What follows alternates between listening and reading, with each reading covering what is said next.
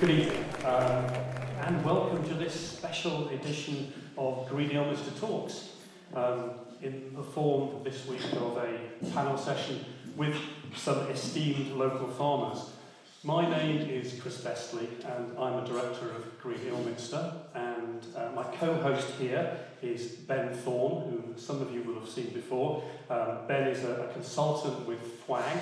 FWAG is Farming and Wildlife Advisory Group. Ben is a consultant with FWAG and is such following a distinguished career with them spanning more than 30 years. We wanted particularly to do this session with farmers because they are such important custodians of the local environment. And even if we believe that farming practices generally have been in part responsible for the decline in biodiversity over the years, it is also certain that farmers themselves will be key to halting that decline and turning things around. So understanding farmers and farming practices in a positive way is also key to the green movement, especially appreciating the pressures and influences on farmers. It's our wish that this evening be as positive and respectful as possible, and I would ask you to remember that in your questions and in your comments. Before I introduce our panel, I want to explain how the session is going to work. For the first half, until about 20 past 8 or 8:30, Ben and I will be directing our questions at the panel. We'll then take a break, and in the second half, we'll be asking questions from you, some of which we've already received on cards. And if you have a question and you haven't already submitted it, or something occurs to you in the next hour, do please grab a card from the reception by the front door and let us have it as soon as we break at half 8. So, we have a stellar cast of local farming royalty for you this evening, whose green and sustainable credentials speak pretty much for themselves. We have Ollie Blackburn. Ollie is farm manager at the Dillington Estate, who are our largest local landowner of around 3,000 acres. Green Ilminster has been privileged to have worked with Ollie very recently, planting 200 trees on the estate. We have Jonathan Carey.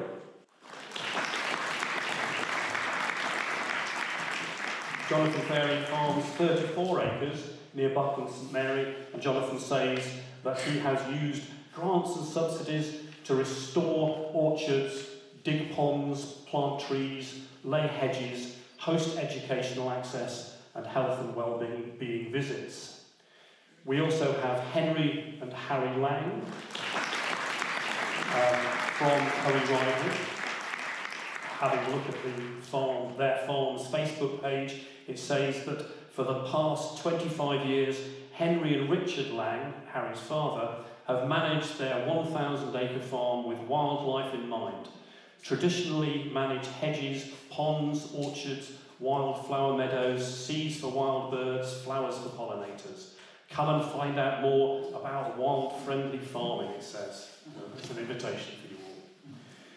Finally, Mark Humphry. He farms 700 acres at Isle Brewers. Mark is a trustee of FWAG South West, and is also on the committee of the Somerset Royal Agricultural Benevolent Society, supporting farming folk who are finding life tough. He's also just taken over as chairman of Somerset National Farmers Union. So, please welcome your Farmers Question Time panel.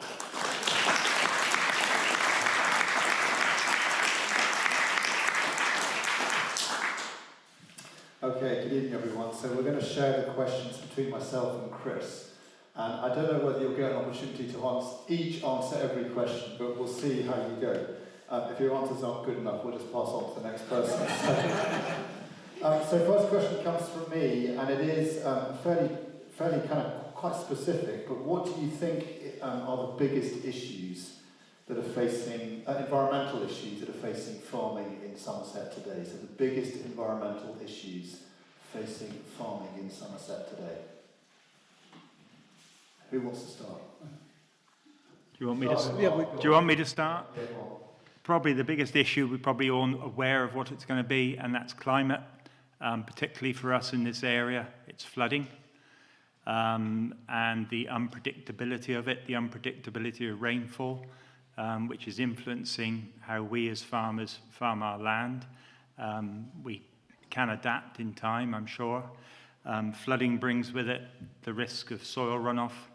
And the other big problem I would say that the county is facing is a surplus of phosphates.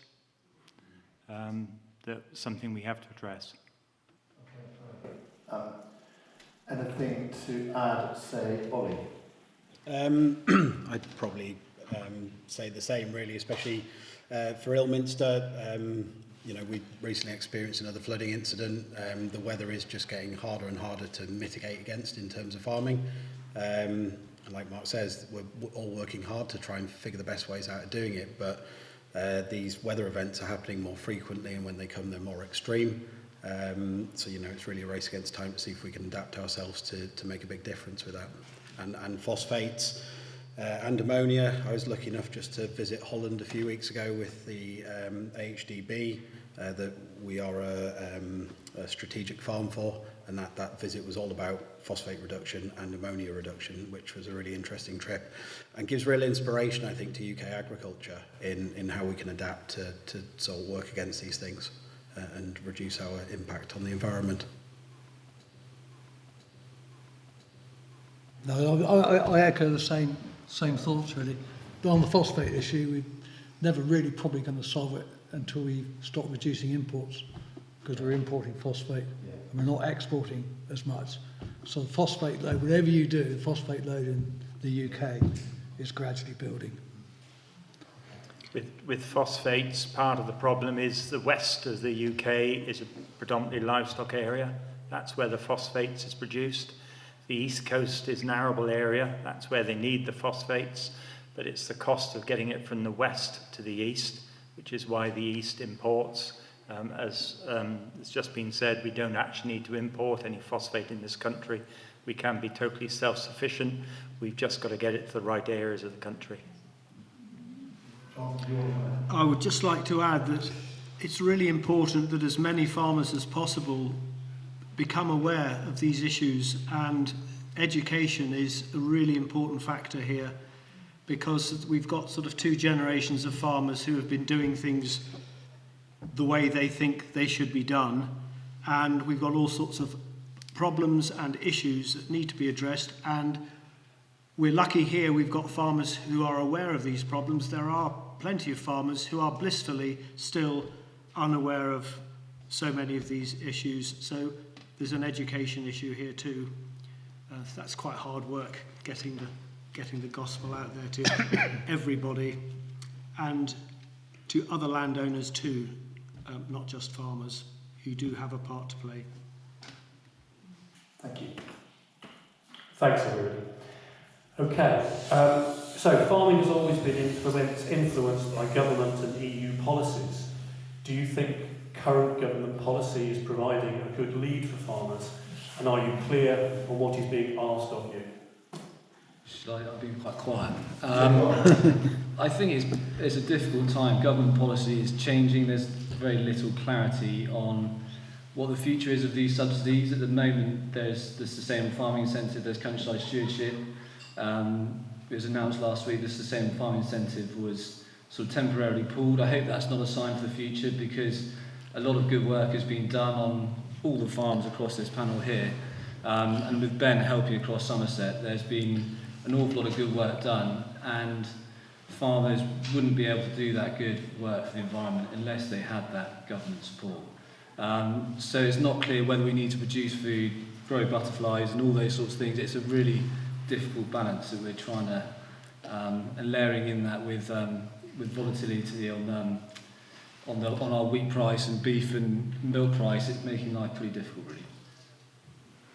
Can I come in on that? I agree. We're getting very conflicting messages from government.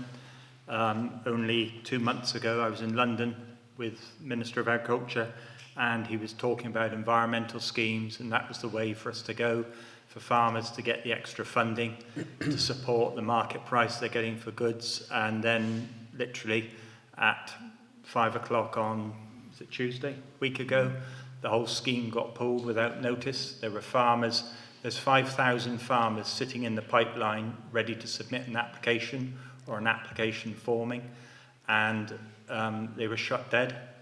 So their expectancy for some support from the government for wildlife schemes was just stopped like that, and it will not be reopened for a 12-month period. We've also got, you'll probably all be aware of the inheritance tax issues that were announced last autumn by the government on taxing farmers at inheritance, whether the farm is being carried on to the next generation as a farming unit producing food, or whether it's being sold. And I think at the moment farmers are at a very low ebb, and the confidence of the industry is probably as low as it's ever been. And that's really because we're just not getting clear messages from the government about, as Harry's saying, whether they want butterflies, whether they want good food produced by us, or exactly what they do want. I come in with a little bit of an opinion on it. So for us, Dillington, prior to me managing it, has always been involved in environmental schemes, and we've always worked very closely with Ben. They've altered and adapted over the years. We're very proud of the current countryside stewardship mid-tier scheme that we've got in. Whilst we were also, like everybody else, completely shocked at how quick the sustainable farming incentive was removed, it probably, for my opinion, does need some reform. I think there's certainly options in there that you had a job to sort of really say we're going to be a benefit to the environment. And I think, you know, where mid-tier required farmers to sort of commit to something in the longer term and actually deliver on something, I think there was elements for me where SFI was not quite there. So my hope is that they come back with a new offering, and it's somewhere closer to in between those two things. Yeah. The simple answer is the government wants it all. They want us to produce food, and they want us to restore habitats and look after the environment. So it's about compromise. The good news here is that because there's been a really good uptake of the SFI, the Sustainable Farming Incentive, they've basically run out of money, so they've had to put a stop to it. But that, in a way, is good news because the uptake has been good. Is that would be right, wouldn't it? Yeah. Yeah. So years ago, we had subsidies, as you may know, from Europe, the Common Agricultural Policy, and we were paid based on our acreage. So ELMS was brought in, the Environmental Land Management Scheme, and that was based on a government 25-year environment plan, which you can look at on the internet. It sounds wonderful, and what we all want. We all want food. We all want restoration of habitat. We want bees, butterflies, birds. Of course we do. But the original uptake of the scheme was quite poor because the payments weren't very good. I was involved in a test and trial for the ELM scheme on the Blackdown Hills. This was in the very early days, and we were interrupted by COVID. But I had to find 10 farmers in the Yardley catchment, and my farming friend Charlie Hopcraft had to find 10 farmers in the Otter catchment, and we would go to farms and we would look at their farms and draw up a draft environment plan, and we would listen to what they had to say about schemes, about advisors, about government policy. And we made this huge report and fed it back to the government, and nothing happened for ages. And then the schemes gradually rolled out, and the SFI the options were pretty poor, and the uptake was not very good. But since then, they've listened and they've raised the payments, which are now reasonably good. We can all find something in the SFI to suit ourselves. The options are quite broad. And so that's a good thing. And as long as they bring it back in as soon as they can, there will be more uptake. So more work will be going on. So that's something I would say is positive that we can take from this. I mean, just to kind of pick up on it, it's interesting that you say your confidence as a business is affected very seriously by government changing their mind or not giving you a clear signal. And I think the challenge is that the government don't really know what they want, so they can't. You don't know what you want. You can't really give a clear signal to those at the sharp end. But it is a problem. It's not a new problem, but it seems it's worse than ever. The trouble is that farming is something that you don't just, it's not just about what you do this year. Yeah. You're planning for a long time ahead. And so farmers now want to be making decisions that will perhaps affect their farm for the next 10 years, and they don't have the confidence to make those decisions because they may not be the right decisions in 2 years' time for that farm, and they just don't quite know which way to turn. And the danger is that they will sit and do nothing, and to sit and do nothing basically means you go backwards. And I think it's worth saying that certainly for all my career and all these guys, all their careers working on the land, subsidies to agriculture have been mainly based around production. They are not anymore. They are based around other things like environment, and that's a massive change, and you can't just kind of change it overnight. You've got to make sure, exactly as Ollie was saying, that you're paying public money for delivering the right things that are adding value, that are good value for money, that the public want, the farmers can achieve, it's reasonable.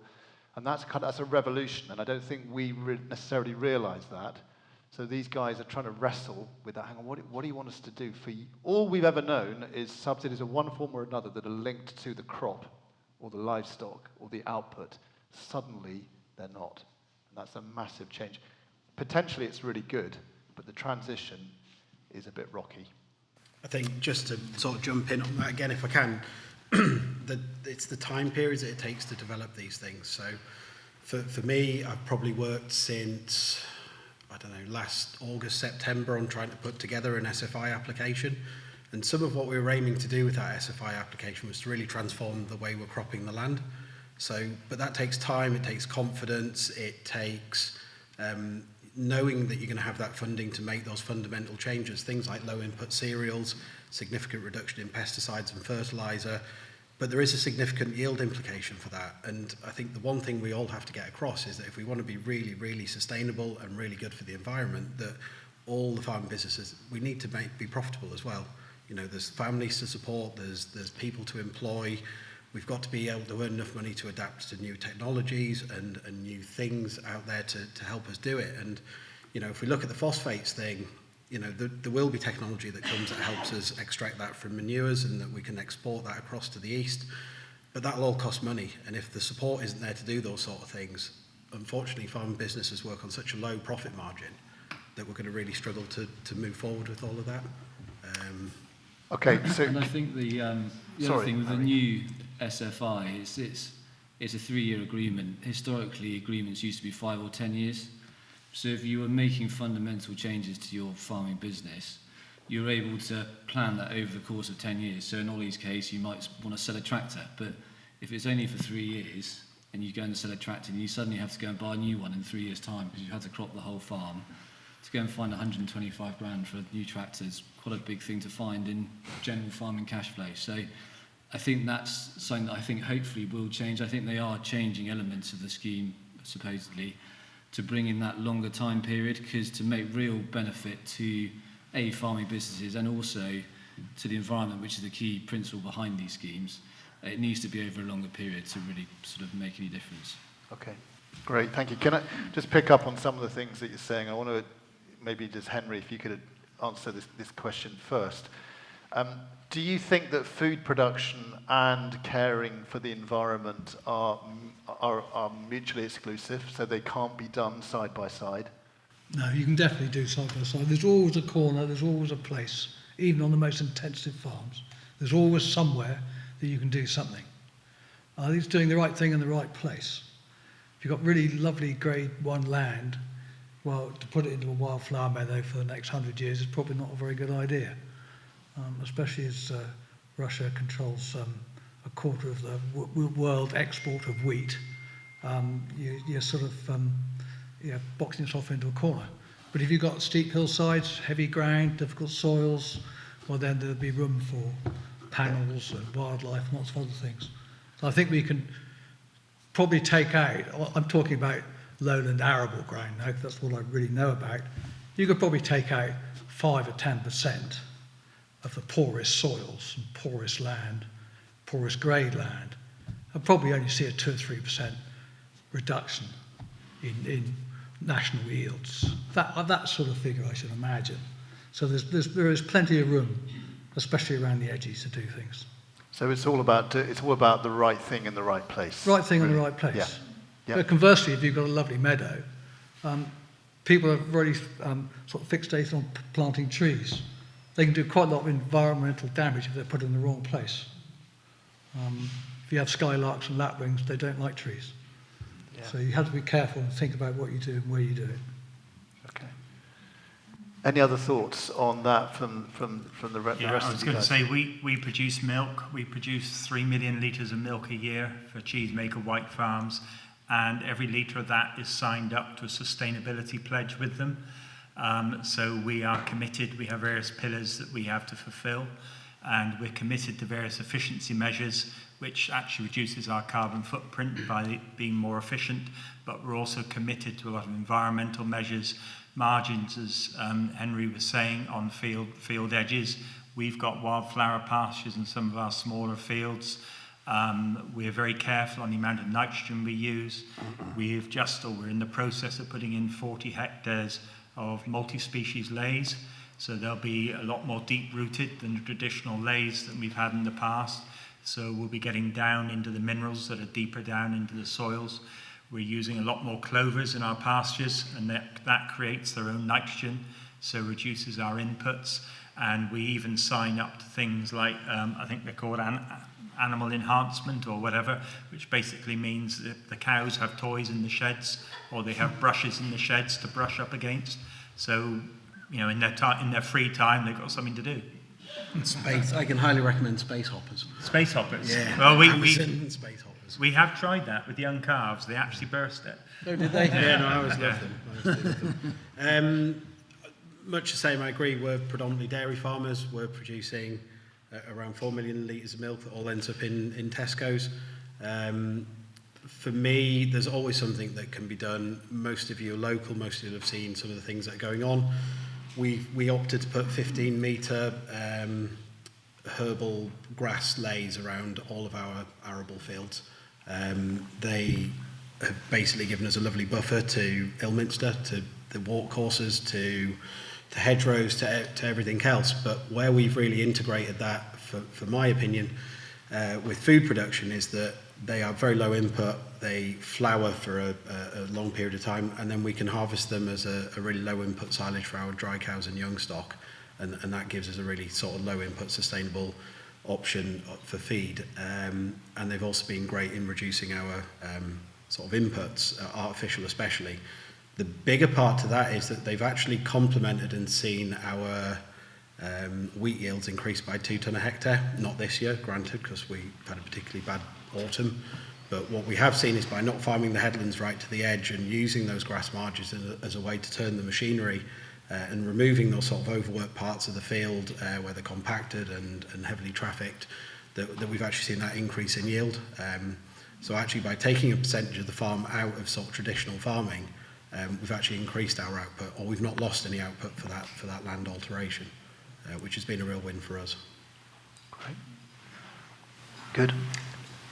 I would just say that actually I think you cannot farm successfully without considering the environment. We saw at the end of the war, when food production was absolutely the most foremost priority, that we effectively ruined our soils and we destroyed our habitats. So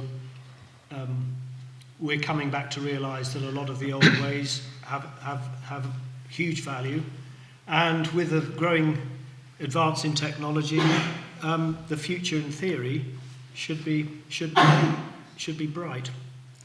So I'm try to remain optimistic. You have to.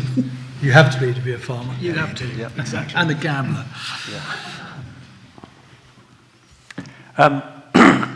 So the next question is, do you think that we should use, and I guess this leads on from that question, do you think that we should use productive agricultural land for things other than growing food? Things like nature conservation, camping, maize for renewable energy, solar panels, etc. Jonathan. It's about the right thing in the right place, isn't it? Certainly, conservation, there's a place for conservation on every farm. I think we probably would, to a greater or lesser degree, we would all agree on that.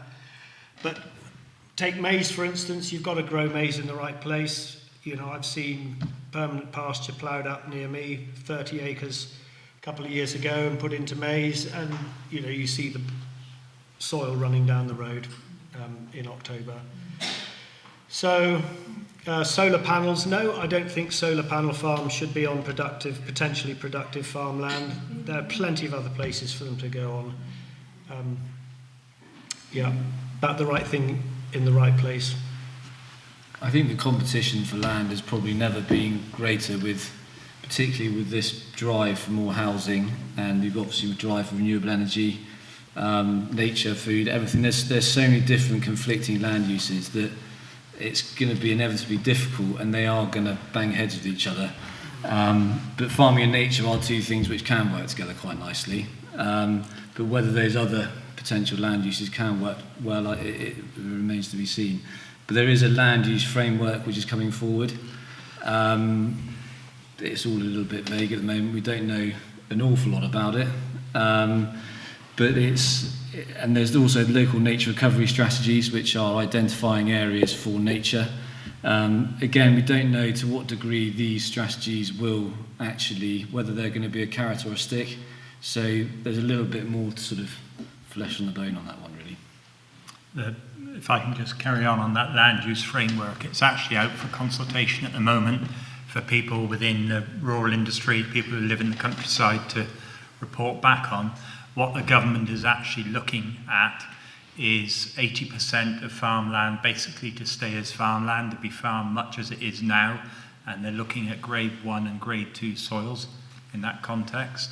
9% of farmland is going to be taken out of farmed land totally, and they're looking to restore more peatlands, more heathlands, and more forestry. And 10% of farmland, this is their initial consultation document, is going to be farmed in a much more environmentally friendly way, by planting trees in fields and cattle grazing around trees, a lot more margins that cattle can graze and things like that. And that's a vision for 2050 that is out there being consulted on at the moment. And I think they're looking at implementing it, having a plan put together by the end of the year, which will perhaps give us a bit more direction. But it is a bit of a worry for those farming, perhaps in Somerset and further down in Devon and Cornwall, because the government is targeting the best land for mainstream agriculture, which is grade 1 and grade 2. Mark, I wonder if you just give an idea, or perhaps you guys just, for the people here to understand, what locally, what is grade 1 and grade 2 locally? Have we got any? We've got some small areas east of Ilminster, I guess, would be grade 1, probably on the sands. And ironically, it's the best farmland, basically. So basically, anything that's clay is not grade 1 and grade 2. Which is a lot of Somerset. Which is part of what these guys are farming. So, and ironically, I see part of Sedgemoor is listed as grade 1. Oh, that's the peat, isn't it? Yeah. But predominantly Somerset is largely grade 3, and the government is looking at grade 3 and grade 4 land as being the land that will go into other schemes and things like that. So that's what's out there for consultation at the moment, that farming, wildlife organisations and various people are consulting on and reporting back on. I think the key is whether that framework is a carrot or a stick, and that's the bit we just don't know yet. No. Whether they're going to tell us to do something or they're going to incentivise us to do something. So that will all come out in the wash, I suppose. Another big thing we have to consider is the need for water. There will be a need, I think it was announced last week, a new reservoir up near Cheddar, and there will be a need for other, we talked about climate at the very early part of this evening. We have to protect ourselves, and there will be a demand for more water, and we have to put storage in place for that, which will take land. So not much food production in Somerset in 2050 then, that's what we expect, is it? It's a consultation, that's what we have to do. We'll just grow cider apples, we'll do that. Yeah. We're quite good at that. Right, interesting. Oh, okay. These questions are working out really well, leading on nicely to each other, Chris. So does it matter that in Somerset we potentially, because of the quality of the land, the unpredictability of the climate, that we end up growing less and less food in Somerset, which means we therefore import more and more food to Somerset? Does it matter? What do you think? Yes. Yes. I think it does. It matters hugely. I think in the 80s we were way up in the 80s, 85% self-sufficient. Now we're down, are we below 50 now? Something like that. So we're importing a hell of a lot more food than we were sort of 40, 50 years ago. Yeah, we do need to grow our own food. Look at the world. Look how the problems are affecting us more and more. It's a scary place. We need to produce as much food as we can ourselves. And we produce food in this country to a very high standard. I'm sure hopefully you've all heard of Red Tractor, which is something all crops are signed up to, which basically says we produce to a very high standard. The danger is if we reduce the amount of food we produce in this country, we allow imports to come in that are produced to a lower standard. They also have a much higher carbon footprint potentially, and so we're just shifting the environmental burden elsewhere to other countries. I think the hard part with a lot of the imported food, we should have our own food production. It should be good food production. We all deserve that for future generations and everything. And I think, as Mark said, we farm to very high standards, we're held to very high standards, and those standards keep getting pushed further and further. And that's fine because farming adapts to it. I think from all farmers' point of view, the really hard part, beyond the prospect of not producing food, is that the food that's imported is produced to lower standards, but also it's got the use of pesticides and things that have been long since banned in the UK. If we're going to have imported food, it should be on a level playing field, and that may well support it a bit better. And we have to address waste. As a lot of you know, something like 30% on average of all our food is wasted. I mean, how staggering is that? How insulting is that to the farmers who have produced that food? So there's a part for families, all people, to cut down on their food waste. Certainly, from our time in growing potatoes, and one thing that really stood out for me, and I'll never forget, is a buyer from a large supermarket who we took to show a crop that was destined for that supermarket, who said, "Oh, I expected them to be rounder. I'm not sure people will buy them in that shape." Yeah. And the rejections we had from that crop were huge. They just wouldn't pack them because they didn't fit the perfect packet that you see on the shelf. Yeah. That's hard. If you think of that 30%, that's a huge amount, isn't it? Yeah. Apparently at a food bank not very far away, there was a load of crates from the farm of really lovely cauliflowers. And they were, at the end of the day or the end of the week, they were left there. And the chap said, "Why are they still there?" Well, a farmer went in and said, "Why are they still there?" So well, nobody knows how to cook them. They don't know what to do with them. They weren't ready meals. So there's education. Yep. Yeah. Place for that. Okay. If you could say one thing to Somerset residents, what would it be? Jonathan. I would say, do your bit. you can be part of the solution or you can be part of the problem. And in a way, as consumers, we are all part of the problem. But you have the power to turn it around and be part of the solution. So do your bit. I've followed a 10% maxim over my whole farming life. I started with one little field and a farmyard, and I took 10% of that field, the top corner, and I fenced it off and I planted trees in there. And okay, I've only got 34 acres now, but I still think 10% of everything I've got, I will give back to nature. And I can do that, and I think most farms could do that. And if I had 1,000 acres, I would still do the same. And I think we can all do that with our gardens and our lives. We can cut down waste and we can give something back to nature and make a difference. So basically, everybody do your bit. Ollie? Similar sort of message, really. Certainly the things that I encounter on a day-to-day basis, we've got the wild bird areas that we've planted and stuff, and I find people exercising their dogs through them. So whilst we're trying to create a habitat and bring more farmland birds in, we are also watching people train their spaniels through them at certain parts around. Our herbal grass headlands, they're fantastic in my opinion. They help with soil erosion, they've helped with production, they help with sustainability, they help with carbon, help reduce our inputs. But at the same time, some of them we can't harvest now for the cattle because they're used so frequently for dog walking and the feces isn't picked up, which aborts pregnant cattle. So, hand in hand, we're doing some different stuff. We're trying to integrate that food production with what's available and trying to push that sort of day-to-day sustainability. But I'm quite passionate about keeping it in tune with food production, all the rest of it, and I find it fairly frustrating at times how many obstacles are there. So, I would just say, please support us, please try and appreciate and work with us. And it takes time. I think farmers are there's a lot asked of farmers, and I think the support for farmers, because we have to provide nutrient-dense, good value for money food. We have to do good by the environment, and we maintain the landscapes that everyone in Somerset enjoys, which is no mean feat, and for very little returns.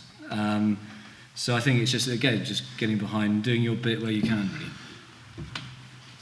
Just appreciate the land around you and appreciate the farmers and appreciate the food. So when you go to the supermarket and take something off the shelf, just give it a little bit of thought, perhaps where it comes from. I was going to say, get outside, go for a walk in the countryside. We live in a fantastic county. We've got lovely diverse range of landscapes, from the coast to the hills to the valleys to the moors. Get outside, enjoy that countryside, and look after your farmers. We're vulnerable. Look after us, support us, and we will do our best to support you. Okay. I had somebody get in contact with me during the week and tell me about that our local MP, Adam Dance, is running has run a farming and countryside forum a few weeks ago, from which came the idea of a focus group made up of interested attendees. Ollie, I believe that you signed up for this focus group. Can you tell us anything more about its aims and objectives? Hopefully it's in its infancy. It's something that Adam suggested when he invited us to the farming forum, that he'd like to get a working group together. We've joined up. We're quite keen to work with Adam. I think it's our sort of route back to London, really, in a positive way. And it's sort of sharing with him, the good stuff that goes on, the challenges that farming's facing, and some of the work that we want to do and around it, and see how he can support us in Westminster at achieving these things.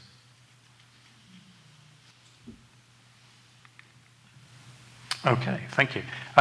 We've got a few more minutes, I think, before we need to take a break. So I'm going to take a couple of the questions that have already been submitted, and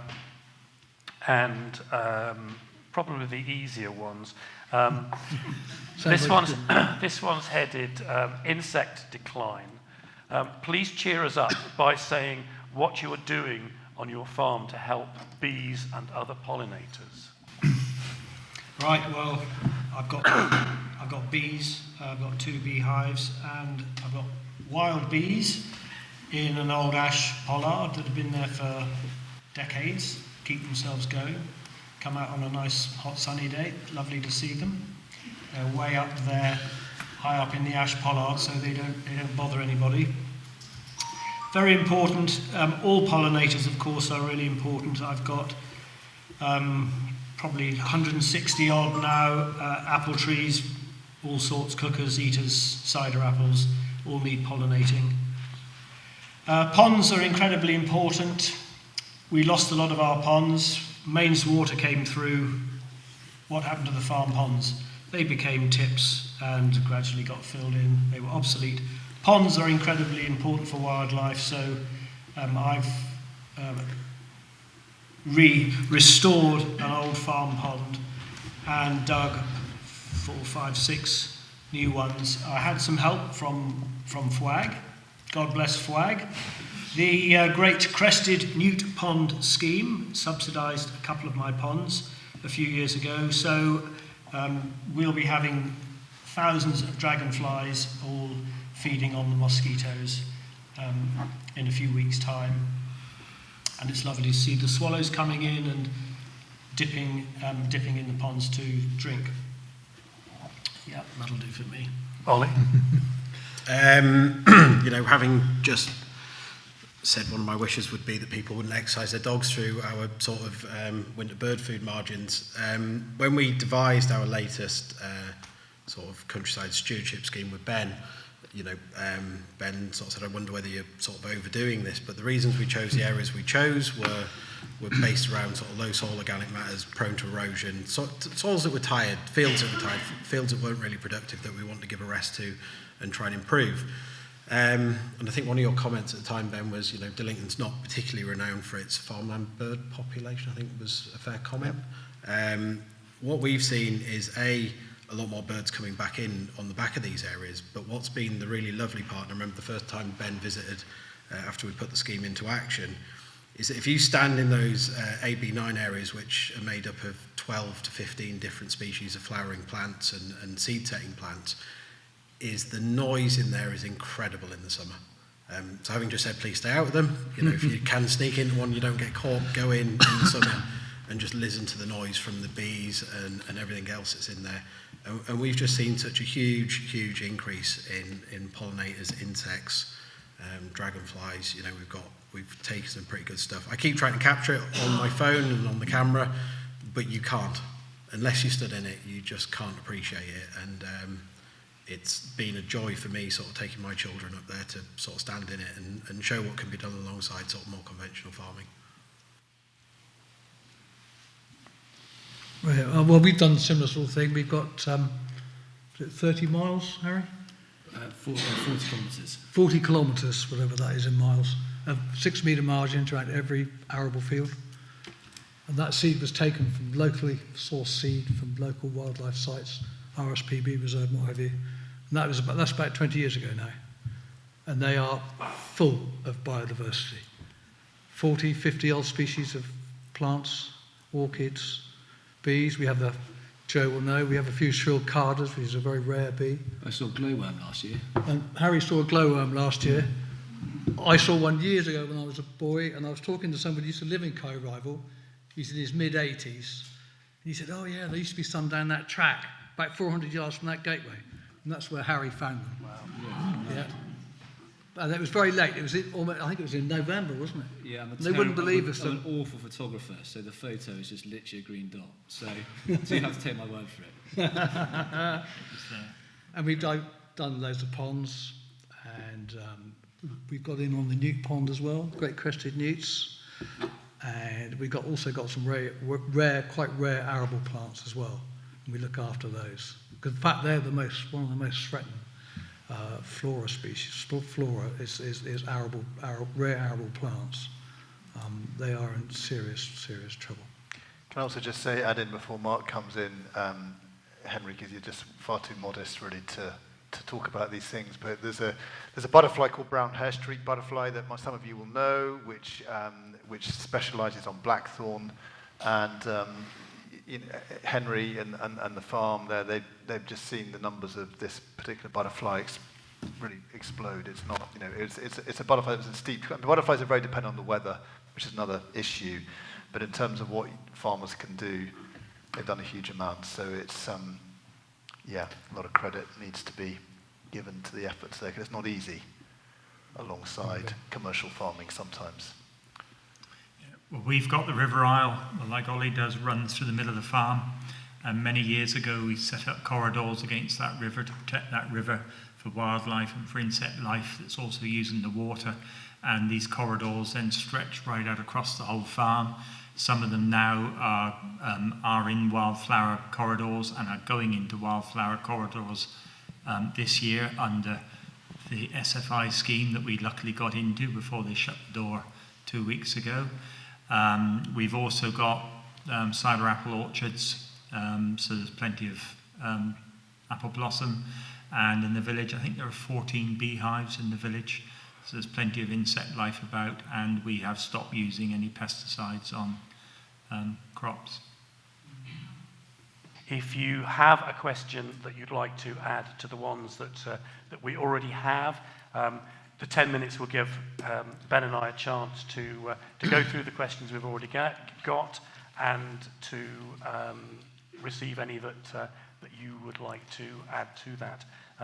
If you haven't got a card, there are some up on reception, and we'll start again in 10 minutes' time. Thank you.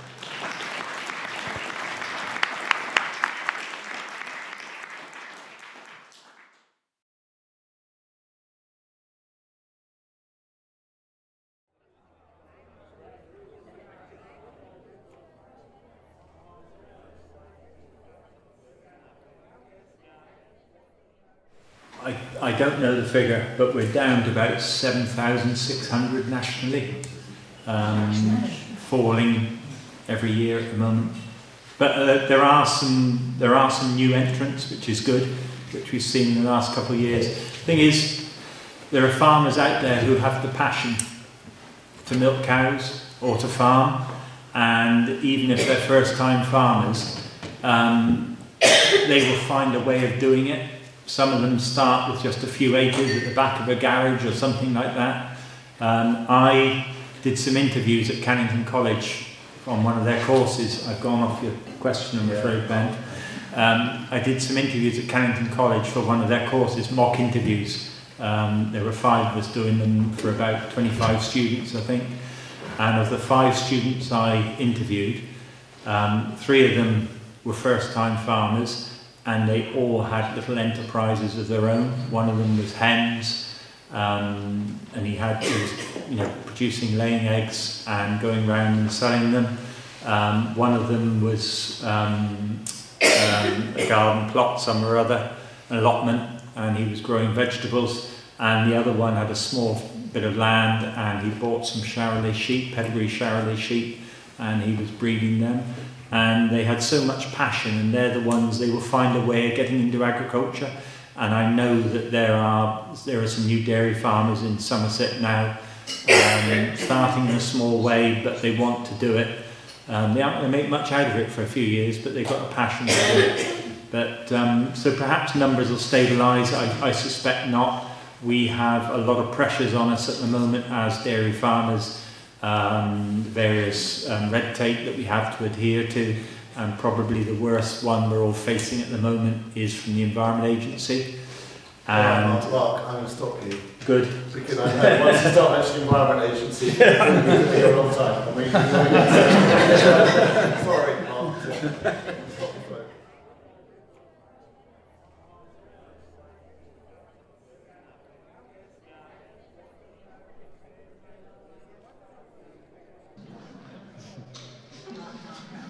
Let's start with Harry. We've just planted some cricket bat willows, so we're not particularly keen on beavers in that field, that's for sure. I think there's places for things like beavers.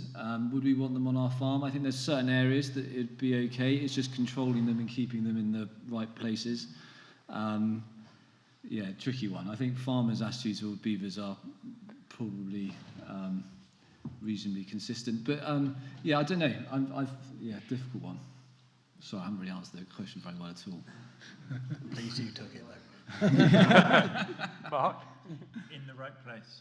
Yeah, Yeah. that's exactly it. In the right place, exactly that. Like everything. Yeah. I think in some of the upland areas, absolutely fine. I think it'll slow the water down, slow the flow down. Great. But if you've got grade 1 ground against a river parrot, and you've got very high value vegetables growing there, you've invested a lot of money, and the beavers build a dam, you wouldn't be very happy, I don't think. And I think the key is to be able to move them and control them. That is, I think, the key. If we're told we cannot move them or cannot control them, that would be a real problem.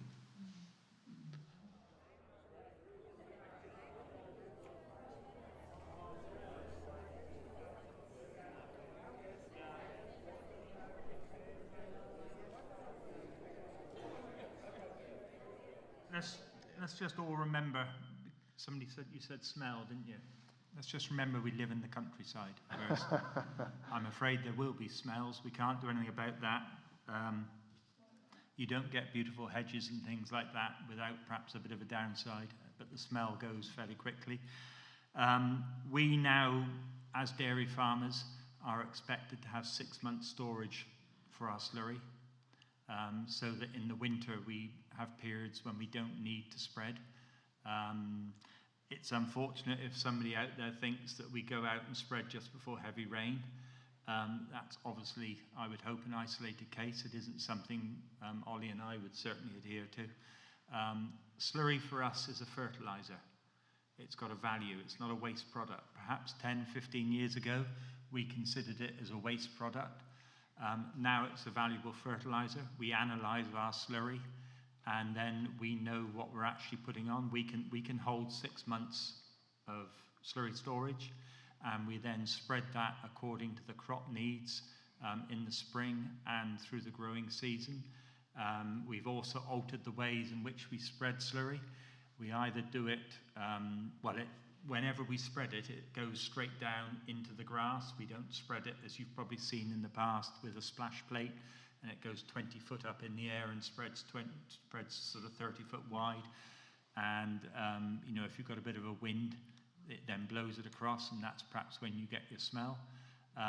Because, as I said, that's a fertiliser. It's got value to us. We don't want the pound notes going over the hedge to our neighbour. We want them down, and that saves us having to buy bag fertiliser. So I'm sorry if somebody out there feels that we go out and spread before it rains. I don't think that's general practice. It's too valuable a product for us to see that going down the streams.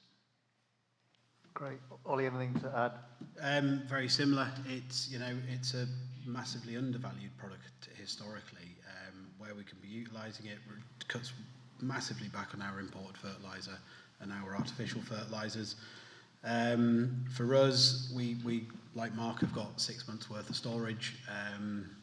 It's been tricky, I would say, in all honesty, over the last 2 years. If you want to catch all of your dirty water from the yards and everything else, the amount of rain we've had has sort of left our 6 month storage at times looking more like a month's worth of storage. This conversation we've been sort of chatting to the EA about, it's great if you can collect everything, can stop everything sort of becoming a pollution, but then you probably need 12 months worth of storage just to get you through winter. But having said that, we've had a kind of winter, but nobody wants to see it wasted, and I would, I'd reiterate what Mark said, really. We don't want to see people doing it. I'd think it's not common practice. Something certainly I would say most farmers would be looking to avoid. So do you think, just without, just to end on this one, do you think the answer in that, we all agree it's not good practice, is regulation as a stick the answer where that is still happening and affecting certain villages and certain watercourses? I think it, probably is. It's all plays hand in hand, doesn't it? The regulation has to be there. There does have to be a consequence. I would personally like to think, I'm not from a farming background, I'm a first generation farmer, and I would love to think that people are not purposely going out trying to pollute anything. Yeah. And I think it was a real shame if anybody was sort of purposely trying to do it before a heavy rain event. Great. I think again education has a huge part to play. There are some farmers who are not as aware as they might be. So, yeah, broader education, and that would come with a certain amount of stick and regulation, so that the ones who are perhaps not taking it as much care as others get the idea. And the Environment Agency is there to chase all that up. I would also, from a farming point of view, I'd encourage good dialogue with the Environment Agency. Ourselves, like many other dairy farmers locally, have gone through a round of inspections. I found ours, I don't know how you found yours, Mark. Horrible. Mine wasn't fun, but I found it a useful two-way process, and we actually had the EA back for a farm walk after that, which I was pleased to do. In the run-up to it, I was thinking, why did I volunteer myself for this? But there has to be that two-way dialogue around slurry, maize production, all the rest of it, because there's not just a textbook answer to most things, and I think that two-way education, it works really well.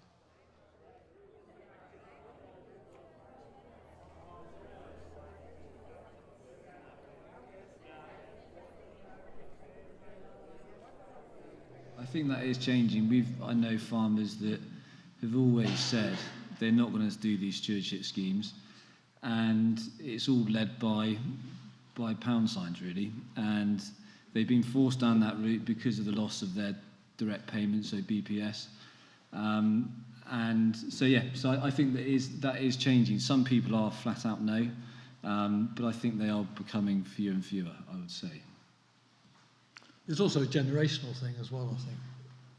Like younger farmers coming along are more aware, far more. A lot of them are far more aware than some of the older generation. I think really it's trying to get farmers out and liaise and talk to other farmers. You know, there's great things. I've visited your farm and come back feeling inspired for the work that you've done over a long period of time.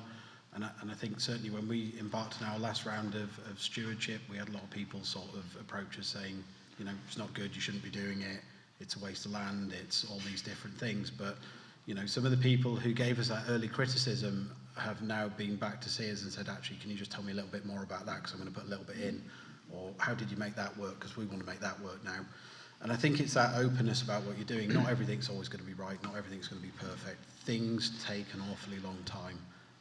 But it's keeping, like you say, that dialogue open and trying to be open with what you're doing and encourage other people to come and see what's achievable. And was that an important part of your job when you were... Yeah, I mean, I think what I always used to describe it is that on each farmer, there's a number of drivers that are working, that are influencing them, a number of things influencing them, and obviously one is, you know, is the market price. Another one is peer pressure is a big thing. I don't want to be seen to be weak, you know, but within my family, or, you know, a lot of farmers obviously are second, third, fourth, fifth generation, or you know, a lot. It's just, you know, what they're used to, what they know, but it could be, you know, pressure from the market. But a lot of those drivers have changed. I mean, not so much but the market pressure has changed. The government policy has changed. Just their children are growing up, or their children are now running the farm, exactly as I think, Harry, you know, you were saying. Henry, you were saying younger generation. You know, they've had kind of the concept of a biodiversity crisis, a climate crisis. They've had that at school, and they're now bringing that into the farm. So there is, you know, but there are still some, I think, who I don't think, interesting, Jonathan, you're saying it's an education. I don't think it is an education. They know by now. I think they've had education for 50 years, some of them. No, maybe 35 years. That's a bit unkind. And I think there are some, and that's where I think regulation must play a part. I think you need good advice, you need incentives, carrot, and you need regulation. And there are some who won't do it, and they need to be regulated. And that is how you want to bring change in certain places. Going back to slurry spreading, you need all of those three things working together: good advice and support. You need incentives to help invest and change, and you need regulation to sometimes to make people move when they won't move. And that's what history has shown us. And so you need those three. And we don't often have all three working nicely together. We tend to have a push on one and not necessarily have another thing. You know, you've got to go to someone and say, we'll regulate. You can't do that anymore, but here's a grant to help you change. And here's advice as well to help you make that change. You need them all together. Anyway, enough from me. And the advice, is that coming just No, from from FWAG, all or is sorts that of coming places, from all sorts of providers, you know, private consultants, public sector bodies as well, and you know, and the voluntary sector as well. There's all sorts of, there's plenty of advice out there. Whether it's good advice is another issue, but you've got to make sure it's the right advice. But that would be my feeling. Get those three working together, you'll change everyone.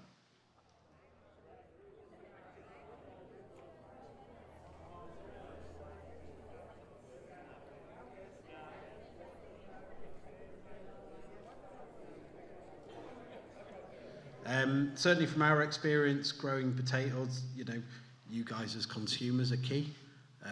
Go back to my story about it's not round enough, it's not perfect enough, it's got a blemish, it's got all the rest of it, we can't, you know. I think the worst experience I had looking after potato crops was probably somewhere in the region of about 1,000 tonnes in 1 year that went to anaerobic digestion because it wasn't deemed good enough to be on a supermarket shelf. And the reason it wasn't deemed good enough to be on a supermarket shelf was because it had blemishes. There was nothing wrong with the interior of it. You know, at one point, I think I even likened it to one of the supermarket buyers. It's probably just me that remembers this, but in Co-op, they were selling 6 packs of Corona beer, and they gave you a free bottle top opener. Still got it at home. And I said, well, it really is the point that people don't want to, or they don't own a potato peeler or a veg peeler. Can't we just give a free one away for 1 year? That would solve a lot of the issue, wouldn't it? And then we could sell these potatoes that once we get past that bit of scab, which, you know, we work really, really hard with irrigation and timings and varietal choice and all the rest of it to get past. But you're telling me that nobody's going to eat it because they've got to peel it. It's something I'd struggle to buy into. The trouble is people are spoiled. When I was a boy, we spent a lot more of our family income on food than is spent today. So whether you like it or not, I'm telling you, food has been too cheap for too long. So people waste it. They don't really value it. So how we get over that, I don't know.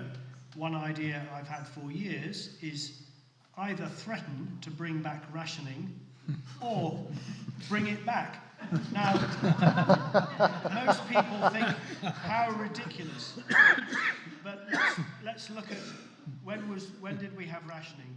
Before I was born, in the war. People were thinner, fitter, and healthier.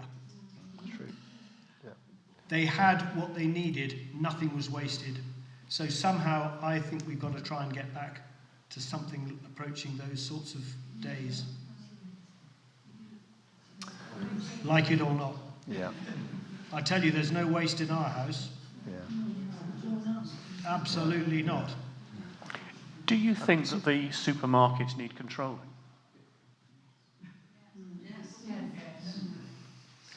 Yes, but how do you do it? Competition. So people going to farmers' markets, people going to local shops and saying, well, I'm not going to the supermarket, telling the supermarket manager, I'm not coming to your shop anymore because of whatever it is you don't like about it. The supermarkets have far too much to control in this country on the market. They do. They can dictate what price they pay and whose stock they're going to sell. As Ollie was saying about potatoes, they weren't round enough. Whereas in Europe, the supermarkets don't have control. In this country, there's about 7 main buyers. In Europe, it's about 20, 30, which is why for us supplying milk to White Farms, the export market is where we actually get a better return ourselves, because the market isn't controlled by the supermarkets. And just going back to farmers' markets, I mean, there is one fairly local to here at Crookhern, if Ilminster people are allowed to go to Crookhern. I don't know whether you are. But there is an organisation of farmers markets that does go around Somerset, and I know they do have one at Crooker, and possibly last Saturday of every month you'd have to check. And for buying food locally, there are farmers around who advertise on Facebook and will sell meat directly to you. You know then it's produced within, say, 5 miles of Ilminster or something like that. So I'd encourage you to sort of, if you're interested in that sort of thing, just play about on Facebook and see what you can find.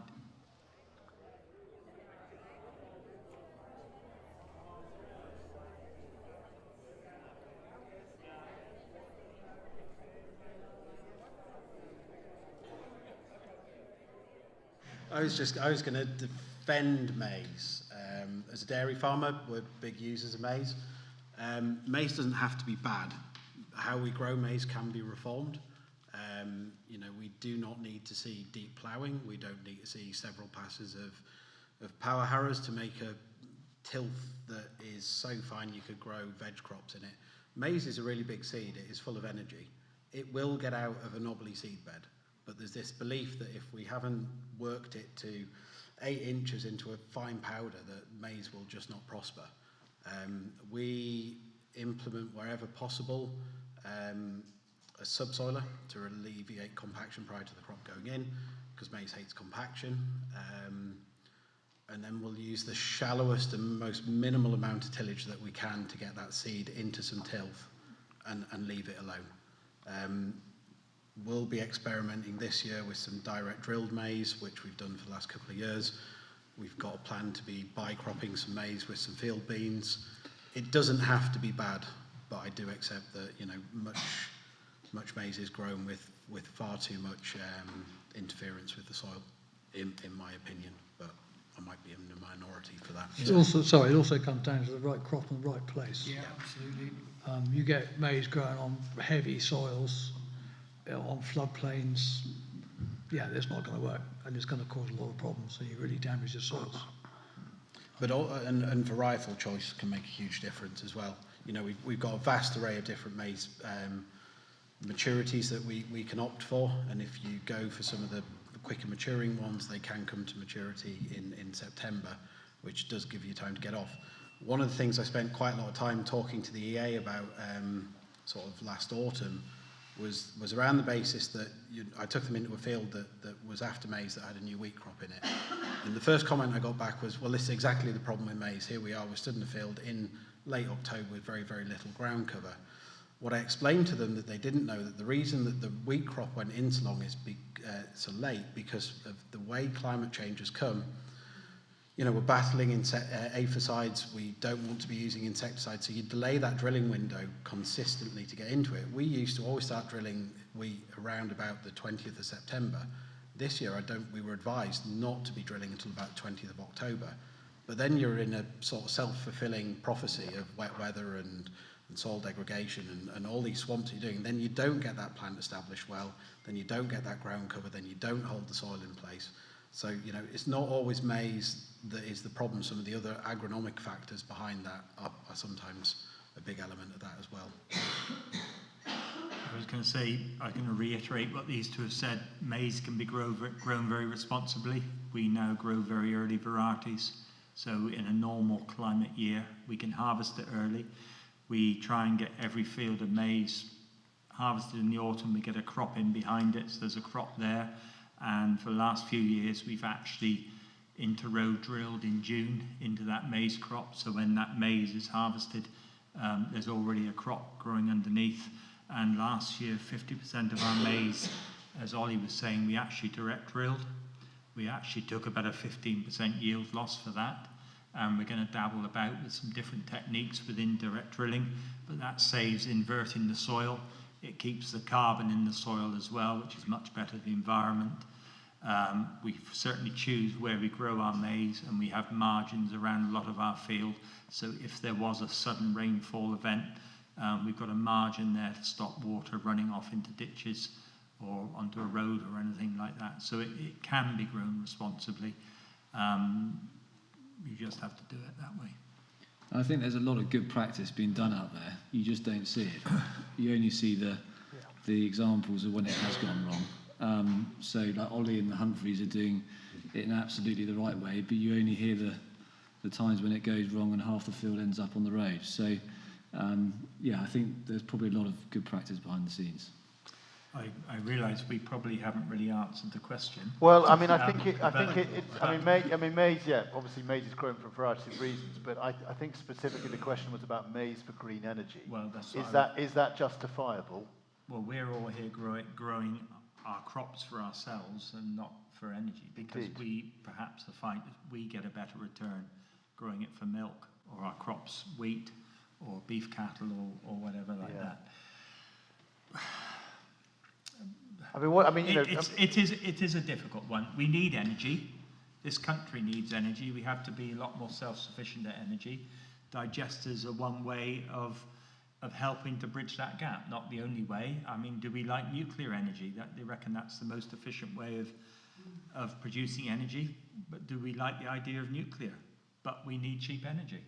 Well, so we're investing 42 billion, not very far away from here, on a site that will be at the end something like 50 hectares, and that will produce 7% of our national needs. You compare that with 1,000 acres to feed into a plant not very far from here that's producing not very much. Doesn't stack up for me, really, if we're saying increasing competition of the land. I agree. Land should be for food production, not for fuel.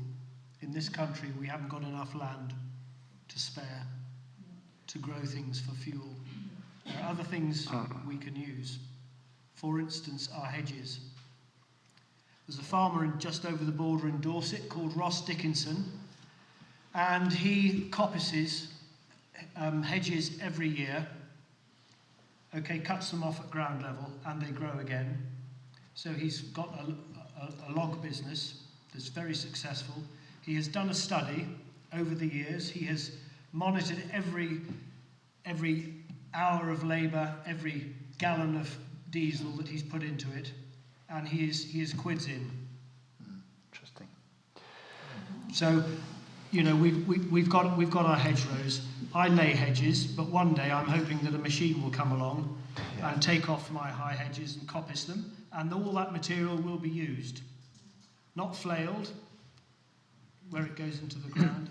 It will be seen as an asset, not a liability, and we will save a fortune in diesel and time, and we will use our hedgerows as a crop.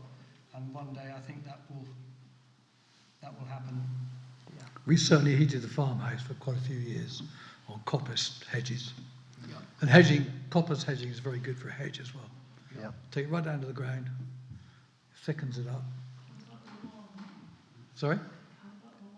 You've got a rotation. Oh, you rotate it, you don't do the whole lot in one go. Yeah. What you need is lots of different heights of hedges, different sizes, different heights, different structures. You'll have, conversely, different types of species within those hedges.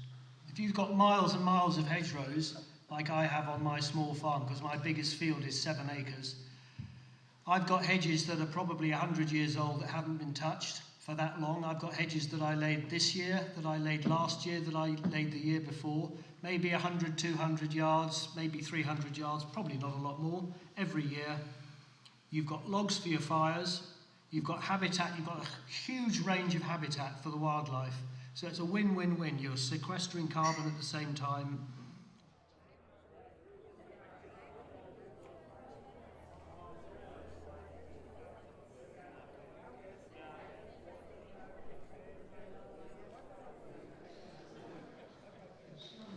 Well, you know the answer to that, don't you? People do need to live somewhere. I mean, just ultimately, and there is a housing crisis. Do we want it in land that is ecologically rich? Probably not. Do you want it on Grade 1 arable land? No, you don't. But there is a place for houses to be built. There needs to be places for houses to be built. You possibly don't want it on a whole extension on the side of Ilminster.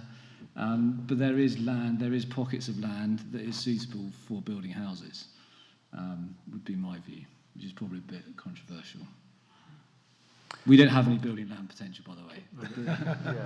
The fact is there is a need for houses to be built. So whether we like it or not, it's going to happen. And hopefully there'll be some sensible thinking somewhere that they're actually built in the right areas and perhaps not built on floodplains. There was a programme about building today, or I think it was the, I can't remember what it was, but anyway, a programme saying that we got the oldest housing stock in Europe. So we do need to build some houses.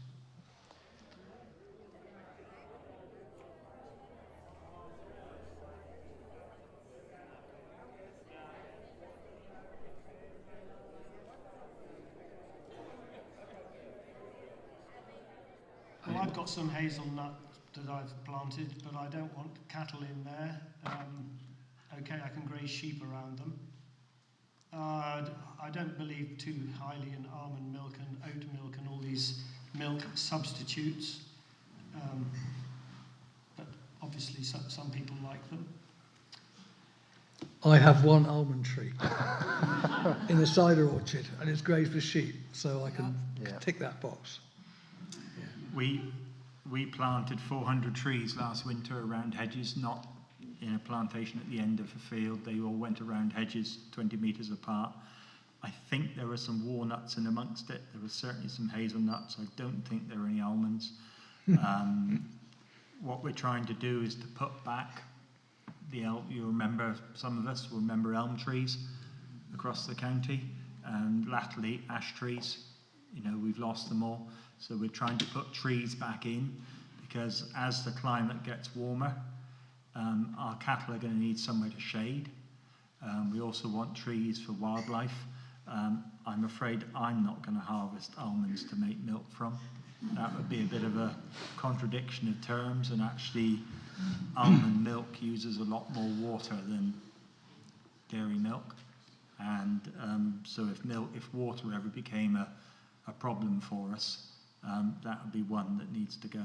But I've no opposition to planting those trees for shelter for cows as a primary purpose and wildlife. And if in 20 years' time some of you want to come out and pick up some hazelnuts or walnuts, more than welcome. Give Matt a ring. He's in the room. It won't be me. I think there's some really good agro sort of forestry stuff going on across the country. I don't think it's for every farm, but I know there is a number of farmers that are planting, sort of dividing up bigger arable fields with strips of trees and farming in between them. Again, I think it's not just for cattle. It can be done in a wider area, but it's the right thing at the right time in the right place. The same, we're sort of, every time we get the opportunity to take some trees, we plant them, we put them back in hedgerows, we're trying to fill in gaps. It's sort of an ongoing thing. What I have noticed is that, cattle, unless it's quite a mature tree, are not great for a tree. No. They actually cause a lot more harm than good. Of course, the other thing is in Somerset, we already do it with our traditional cider orchards. Yeah.